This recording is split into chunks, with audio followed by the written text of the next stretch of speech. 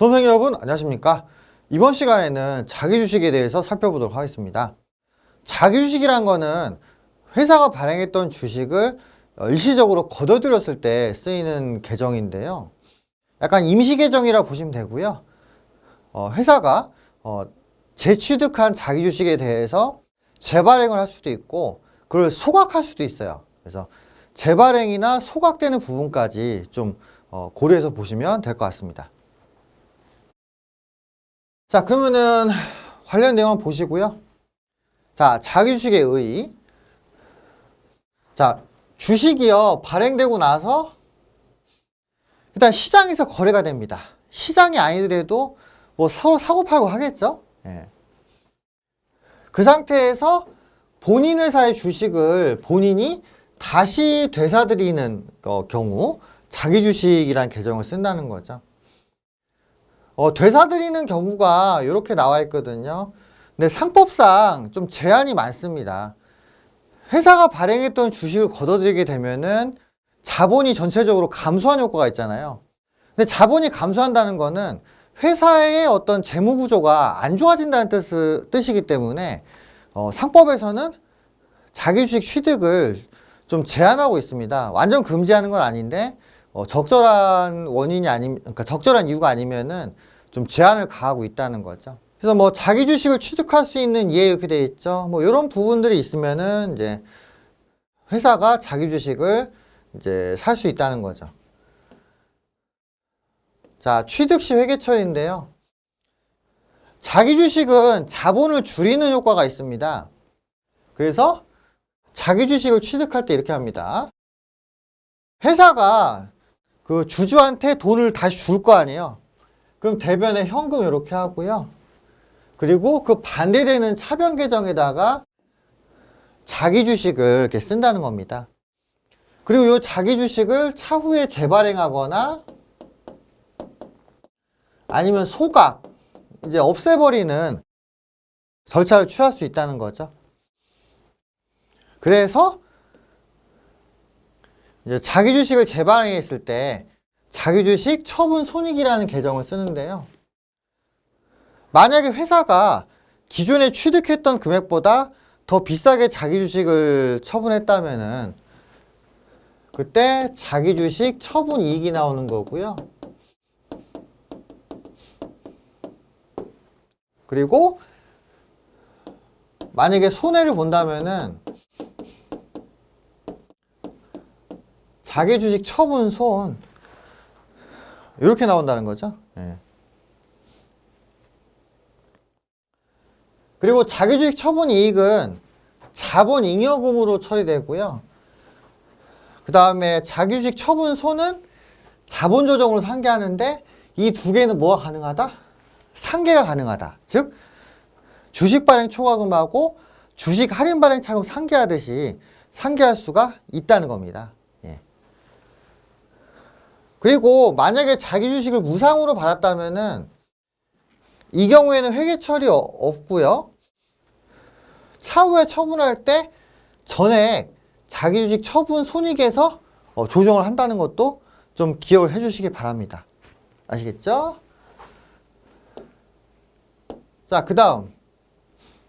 자, 이제 회계 처리인데요. 특별한 게 없으면 자기 주식 처분 손익이 그냥 나옵니다. 그래서 원래 자기 주식은 차변 항목이잖아요. 이 앞에 분계 봤었죠?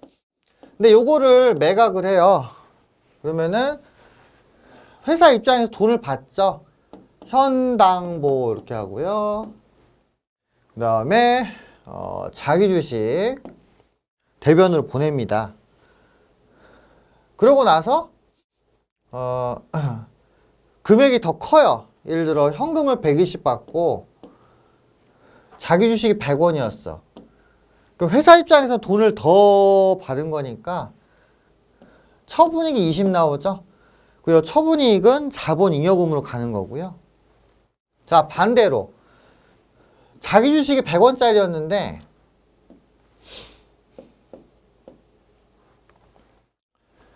현금을 80원 받았어요. 그럼 처분손이 20 이렇게 나오게 되겠죠. 그죠? 예. 그래서 일반적인 경우에 자기 주식 처분 손익에 대한 내용을 설명드렸고요. 그 다음에 상한계 봅니다. 상한계. 자, 돈을 받았어요.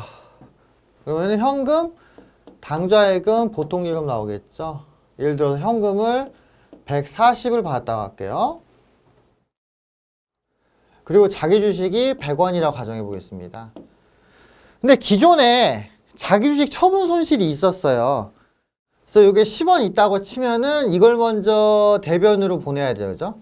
처분손 원래 차변이잖아요. 이거 바로 위에 보면 나오잖아. 그죠? 차변인데 이걸 대변으로 보내서 없애고요. 나머지 차이에 대해서 처분이익 이렇게 할 수가 있다는 겁니다. 이게 이제 상계고요. 자, 반대로 현금이 60이라고 가정해 볼게요. 자기 주식을 재발행하면서 60에 반해서 60. 그럼 원래 처분손이 40이 나와야 되는데 기존에 자기 주식 처분이 10이 있다고 가정을 하면은 처분이 10을 없애고요. 그 다음에 나머지 부분에 대해서 처분손 30 이런 식으로 회계 처리를 하면 된다는 거죠. 이해되시죠? 예. 숫자 한번 넣어가지고 한번 해보시면 돼요. 그래서 자기 주식 처분에 관련돼 가지고 처분 손실이나 처분 이익이 나오는데 두 개가 상계된다는 걸 기억을 하시고요. 자본의 감소일 때도 마찬가지입니다. 자, 자본의 감소일 때에는 이제 감자차익이나 감자차손 이런 계정이 나오게 돼 있어요. 그래서 분개를 하면 다음과 같은데 만약에 즉시 감자를 한다면 어떻게 해요? 즉시 감자를 한다면은 자본금을 차변으로 보냅니다. 참고로 자본을 줄일 때는요, 자본금만 줄여요. 그래서 차변의 자본금 이렇게 하고요. 그 다음에 자본을 줄이면서 투자자한테 돈을 주겠죠. 예, 돈을 주면서 자본금을 날리는 거잖아요. 그럼 대변의 현금 이렇게 합니다. 그래서 예를 들어 자본금이 100이고 현금이 70이에요. 그러면은 돈을 덜 주고 자본을 줄이는 거니까 요때 감자 차익. 감자라는 거는 자본을 감소시킨다는 얘기거든요. 30. 뭐 이런 식으로 회계 처리가 가능하다는 거죠. 반대로 자본금이 100인데 현금이 120이다 이거예요. 그러면은 차변에 뭐가 나오겠어요? 감자차손 20 이렇게 되겠죠. 예. 그리고 현금을 주지 않고 기존에 있던 자기 주식을 없애면서 감자할 수도 있거든요. 그러면 대변에 자기 주식이라고 하면 되겠습니다. 예. 그래서 자본의 감소 회계 처리할 때 핵심 포인트는 뭐냐? 자본금을 없앤다는 거예요. 자본금. 그러면서 돈을 줬을 때 돈을 덜 주면 감자 차익, 돈을 더 주면 감자 차손. 그리고 현금을 안 주고 자기 주식을 날렸으면은 대변에 자기 주식. 이렇게 할 수 있고요. 그 다음에 감자 차손과 감자 차익은 서로 상계가 가능하다는 거를 좀 기억해 주시면 될 것 같습니다. 그래서 다 이렇게 써놨으니까 한번 읽어보시고요.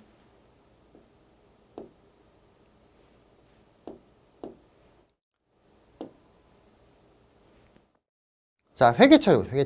그래서 방금 얘기 드린 대로 자본금을 없애요. 우리나라 상법에서는 감자할 때 자본금을 없애게끔 돼 있거든요.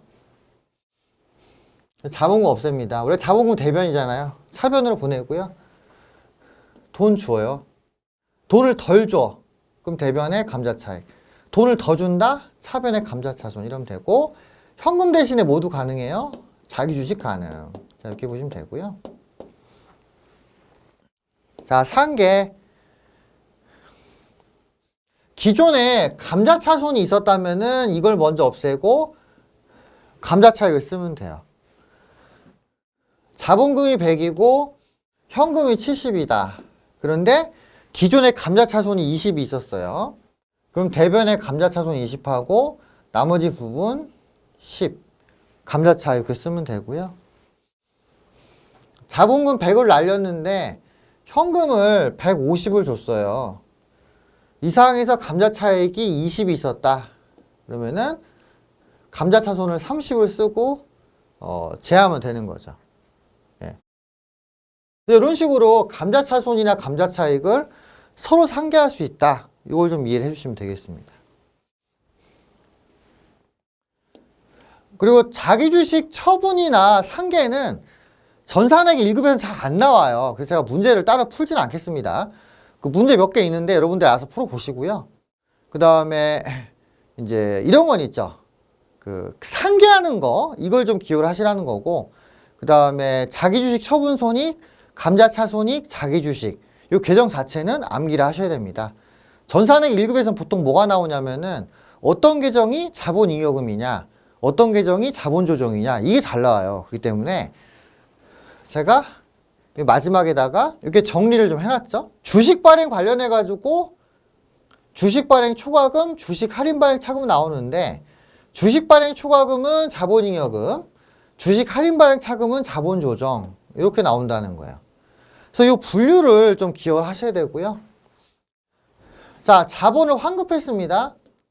회사가 주식을 다시 사들였어요. 그럼 그때 나오는 거는 자기 주식이죠. 요거는 자본 조정이고요. 자기 주식을 재발행할 때 처분이익, 처분손 나오는데 각각 자본잉여금, 자본 조정이고요. 그리고 주식을 소각했습니다. 즉 자본을 날려버렸을 때 그때 감자차익, 감자차손 나오는데 감자차익은 자본잉여금, 감자차손은 자본 조정 이렇게 되는 거예요. 요거를 외워주시면 좋고요. 못 외워도 이거 풀 수 있습니다. 자, 어떻게 푸냐?